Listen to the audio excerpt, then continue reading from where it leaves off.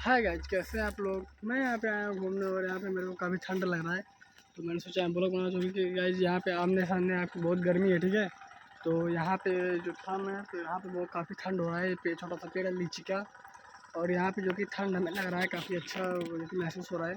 और जो कि आप धूप में अगर देखेंगे ना गाइज, उधर बाहर धूप है ना, तो धूप में मैं नहीं जा रहा हूँ, ठीक है। इधर पेड़ की छाँव में देख सकते हैं, यहाँ पे मैं खड़ा हूँ, साइकिल से आया था घूमने।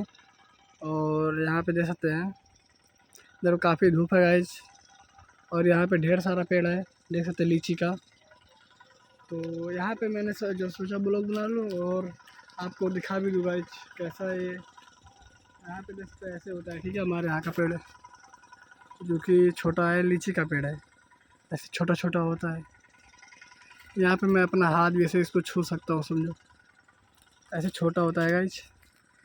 तो आज का था हमारा ब्लॉग, आप लोग कैसा लगा, अच्छा लगा तो लाइक करके जाएगा। मिलते हैं नेक्स्ट वीडियो में।